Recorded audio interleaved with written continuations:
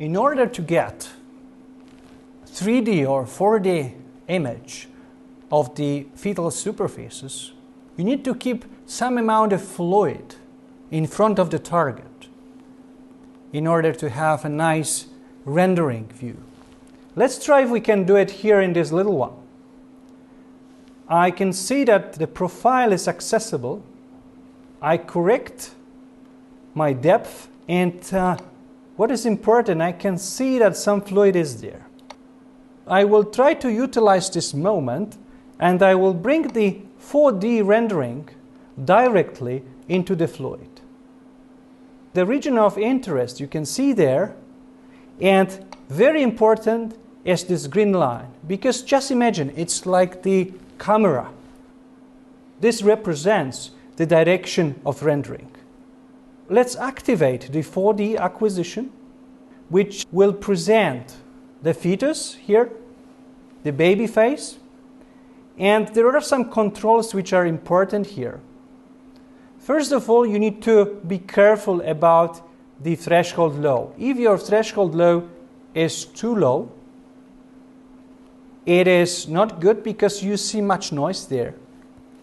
You can increase it, and then you will eliminate this superficial noise. The other control is gain. If you use more gain, your fetus on the screen looks thicker.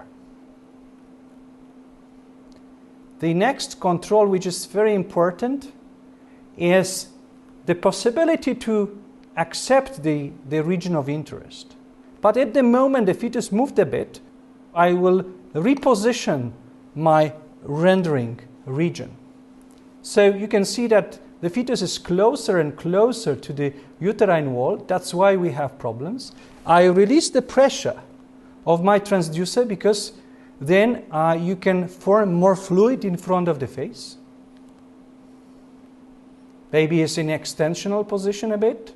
So you need to wait for the right moment. Okay? It's getting better and better. This is very important because when you bring your green line at the level of the fetal head, you will see this black space here. And this may look strange to the patient. So be careful about the green line. And it should be kept within the fluid. I'll bring the rendered image to the full screen, and I will play with threshold low. You can do some knock-knock.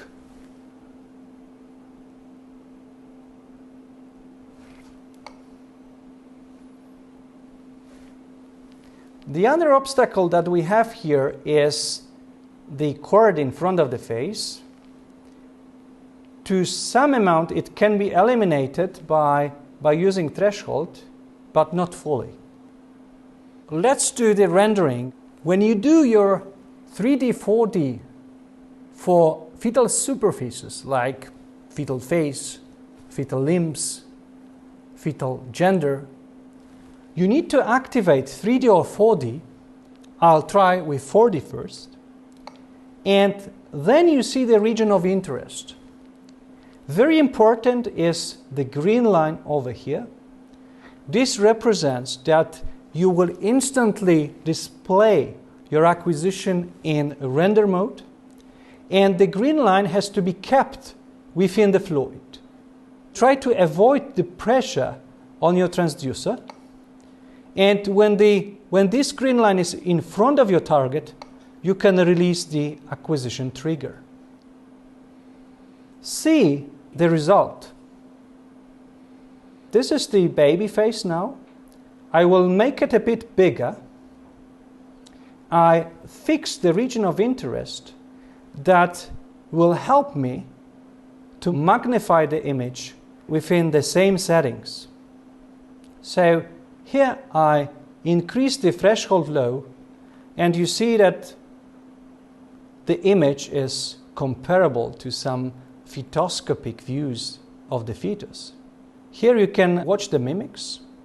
The fetal hand comes to the view that we acquire. You can correct your gain as well, but be careful, because if you reduce your gain too much, you can see just the bones there.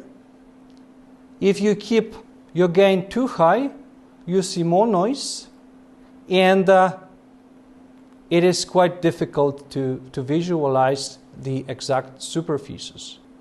These two controls, gain and the threshold low, are very important in rendering.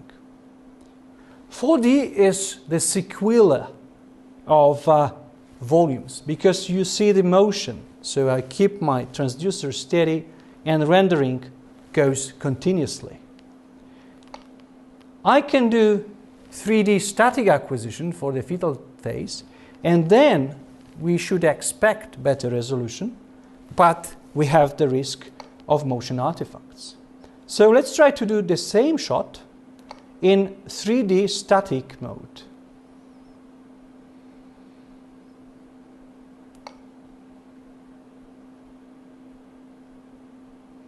Let's see if the region covers the whole fetal phase.